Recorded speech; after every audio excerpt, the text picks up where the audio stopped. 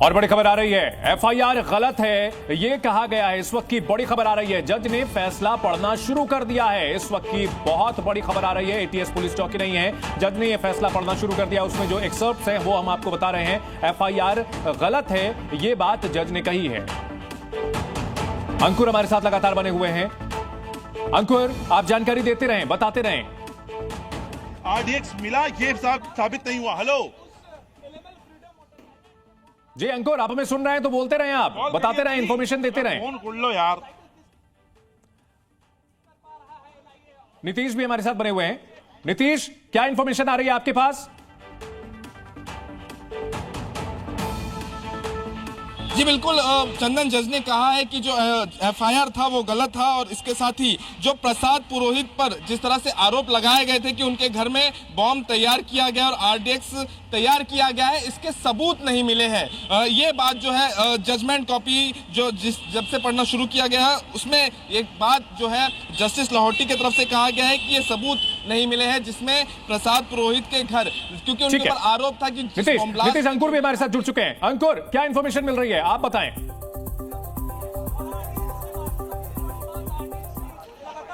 देखिए, सबसे बड़ी इंफॉर्मेशन लगातार निकल कर आ रही है। जज अपना ऑर्डर पढ़ना शुरू कर दिए हैं और उसमें सबसे पहले जो उनका ऑब्जर्वेशन है कि सरकारी पक्ष यानी एनआईए ये साबित करने में असफल रहा है, सफल रहा है कि जो घायल हुए हैं और जो मारे गए हैं वो ब्लास्ट में मारे गए हैं। लेकिन उन्होंने साथ साथ में ये भी कहा है कि जो उनके घर में बॉम्ब ये थ्योरी साबित नहीं होती है। एक्यूज नंबर 2 कर्नल पुरोहित को लेकर ये चीज निकल कर आ रही है जिसमें उनके ऊपर आरोप था कि इनके घर में आरडीएक्स मिला, इन्होंने प्रोक्योर किया था जो आरडीएक्स था और जो विस्फोटक थे और वो हैंड ओवर किए थे। तो जो उनके घर से आरडीएक्स मिलने की जो थ्योरी थी वो पूरी तरह यहां से नकार दी गई है। कोर्ट ने साफ तौर पर कहा यह साबित नहीं हुआ है। दूसरा, फॉरेंसिक और बड़ी खबर आ रही है, फॉरेंसिक सबूतों में मिलावट थी। जज ने यह अहम बात कही है जब फैसला सुनाते हुए, फॉरेंसिक सबूतों में मिलावट की बात कही है। इस वक्त की बड़ी खबर आ रही है अंकुर, यह बहुत अहम बात कही गई है, सबूतों में मिलावट थी। बिल्कुल बिल्कुल। देखिए दो तीन चीजें होती हैं। या तो आप जो आपका स्टेटमेंट होता है आरोपियों का और फिटनेसेस का, वो इंपॉर्टेंट होता है। इसके अलावा जो एविडेंस इंपॉर्टेंट होते हैं और तीसरा होता है जो इस तरह के एविडेंस होते हैं, जो फॉरेंसिक एविडेंस। एक और बड़ी खबर, साध्वी प्रज्ञा ठाकुर की बाइक ओनर थी, ये साबित नहीं किया जा सका है। वो जो एलिमल बाइक वहां मिली थी जिसके अंदर बॉम्ब प्लांट किया गया था, ये साबित नहीं होता है कि वो साध्वी प्रज्ञा की बाइक थी क्योंकि उसके अंदर चेसिस नंबर था ही नहीं। तो ये प्लांट कैसे हुआ कि वो जो बाइक थी वो साध्वी प्रज्ञा से थी। उस दौरान साध्वी प्रज्ञा सूरत में रहती थी, लेकिन ये बात साबित नहीं होती है कि उनका जो बाइक से सीधा कोई कनेक्शन है। तो ये बात अब लगातार 3 बातें हो गई हैं। जो फॉरेंसिक एविडेंसेस हैं वो कंटेमिनेटेड हो चुके हैं, वो मिलावट हो चुके हैं। दूसरा, उन्होंने बताया और बड़ी खबर आ रही है, बाइक प्रज्ञा ठाकुर की नहीं थी, ये बात जज ने कही है। इस बाइक को अहम सबूत बताया गया था और इसे प्रज्ञा ठाकुर से जोड़ा गया था, ये कहते हुए कि प्रज्ञा ठाकुर की बाइक का इस्तेमाल वहां पर आरडीएक्स प्लांट करने में उसी बाइक के जरिए किया गया था और इस पर बाइक प्रज्ञा ठाकुर की नहीं है। जज ने यह अहम बात कही है। अंकुर, आप बताते रहें और जानकारी देते रहें।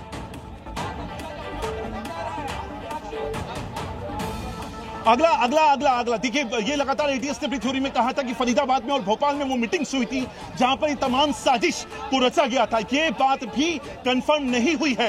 तो लगातार आपके इलेक्ट्रल जो एविडेंसेस हैं, फॉरेंसिक एविडेंसेस, वो प्रूफ नहीं हुए हैं। साध्वी प्रज्ञा की वो बाइक थी, ये बात भी प्रूफ नहीं हुई है।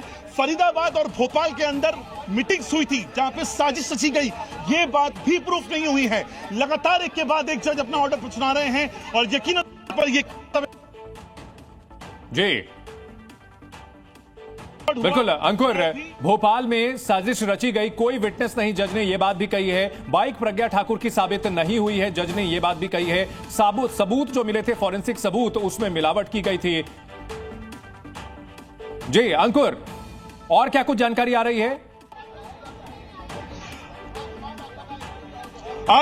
आरोपियों की आवाज जो रिकॉर्ड की गई थी, जिसको सबूत के तौर पे पेश किया गया था, इलेक्ट्रॉनिक एविडेंस के तौर पे, वो भी शक के परे नहीं है।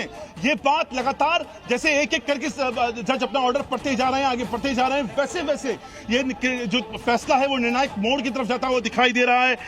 यूएपीए के 2 सेक्शन ऑर्डर दिए गए थे, वो कोर्ट की नजर में वैलिड नहीं थे।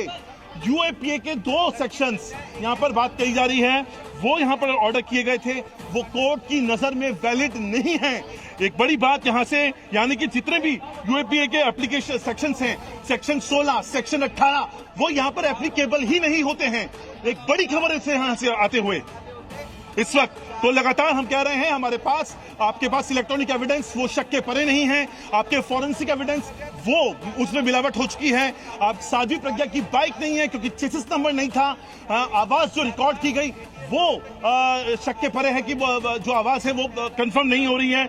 और यूएपीए के सेक्शन 16, सेक्शन 18 दोनों को कोर्ट ने यहां पर एप्लीकेबल होने से मना कर दिया है। ये एक बड़ी खबर यहां से आते हुए चंदन, क्योंकि इस केस में लगातार हमने इससे पहले देखा था, साल 2016 तक इस केस के अंदर बकायदा जो मकोका की धाराएं लगी हुई थी। मकोका की धाराएं लगने का मतलब होता है कि अगर पुलिस के सामने कोई अपराधी अपना कन्फेशन लेता है तो वो कोर्ट में मान्य होता है। तो 2016 में बकायदा जब मकोका की धाराएं हटी, उसके बाद लगातार हमने देखा 40 से ज्यादा ऐसे विटनेसेस थे जो अपने बयान से पलट गए।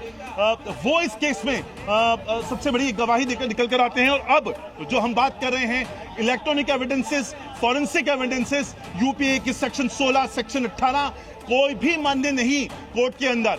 साध्वी प्रज्ञा की बाइक थी, ये बात भी साबित नहीं हो पाई है क्योंकि चेसिस नंबर ही कंफर्म नहीं हो। ये एक बड़ी खबर, ये सब एक मोड़ की तरफ जा, क्योंकि इस केस में हमने देखा था सिर्फ बात इंसाफ की नहीं थी, बल्कि एक और बड़ी खबर यहां से आते हुए, अजय रहरकर और कर्नल जो प्रसाद पुरोहित हैं, अभिनव भारत जो संस्था है उससे जुड़े हुए थे। इसको लेकर कुछ ट्रांजैक्शन हुए थे, ये बात कही गई थी, लेकिन ये साबित नहीं हुआ है। अब हमने इलेक्ट्रॉनिक एविडेंसेस, फॉरेंसिक एविडेंसेस, अब हम फिनेंशियल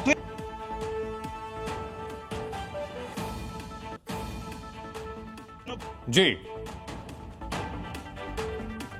भोपाल में साजिश, कोई गवाह नहीं, यूएपीए के 2 सेक्शन वैलिड नहीं है, यह जज ने कहा है। और अहम बातें सामने आई हैं। फरीदाबाद में साजिश, यह भी साबित नहीं हुई है। फाइनेंशियल ट्रांजैक्शन की बात जो है वो भी साबित नहीं हुआ है। आरडीएक्स पुरोहित के घर नहीं मिला था, यह भी साबित नहीं हुआ है। इसके अलावा यूएपीए के 2 सेक्शन वैलिड नहीं है। भोपाल में साजिश हुई, यह भी इसका दावा ये साबित नहीं हो पाया है। लेन देन धमाके के लिए हुआ, यह साबित नहीं हो पाया है। अंकुर हमारे साथ लगातार बने हुए, हर अपडेट हमें दे रहे हैं। अंकुर, और क्या जानकारी आ रही है?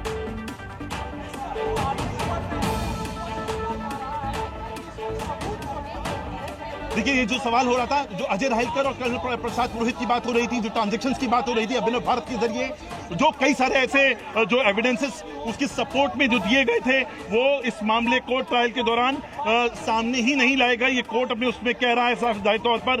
तो ये जो केस है, इसमें कई सारी चीजें निकल के आ रही हैं। इलेक्ट्रॉनिक एविडेंसेस एक्सेप्टेबल नहीं हुए हैं, जो आपके फॉरेंसिक एविडेंसेस हैं उनको लेकर शक दिखाया जा रहा है।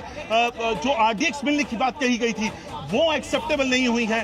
फिनेंशियल ट्रांजैक्शंस को भी एस्टेब्लिश नहीं कर पाया है एनआईए। ये लगातार इस पूरे केस में एक एक करके ईट बाय ईट यहां से इस केस को एक निर्णायक मोड़ पे ले जाते हुए, जाहिर तौर पर मैं अगर आपको एक एक बात करूं, यूएपीए के जो सेक्शन 16, सेक्शन 18 की बात की जा रही थी, वो यहां पर एप्लीकेबल नहीं है। आरोपियों की जो आवाज को रिकॉर्ड किया गया था, जिसको सबूत के तौर पे पेश किया गया था कि साजिश में लोग शामिल थे, वो भी एस्टैब्लिश नहीं हुआ है। ये एक लगातार इस खबर, फरीदाबाद और भोपाल के अंदर बकायदा मीटिंग्स हुई थी ताकि इन जो कॉन्स्पिरेसी वहां रची जाए, ये भी बात निकल कर आई थी। ये बात भी कंफर्म नहीं हो पाई है। तो यहां से ये केस, जैसे जज अपना ऑर्डर सुनाते जा रहे हैं, वैसे वैसे केस अब एक तरफ धीरे धीरे आगे बढ़ता हुआ नजर आ रहा है। मेरे सहयोगी अश्विन पांडे इस वक्त कोर्ट रूम पे मौजूद हैं और वो हर पल की खबर हमसे साझा कर रहे हैं। और सीधे तौर पर जो केस है उसको लेकर, जैसे मैंने आपको बताया, साल 2016 बेहद इंपॉर्टेंट साल इस केस की नजर में, जब जो सेक्शंस थे मकोका के उनको हटाया गया। बाकायदा एनआईए ने लिखा था कि हैं जो एटीएस ने प्लांट किए थे, उनको लिया गया था मारपीट करके, ये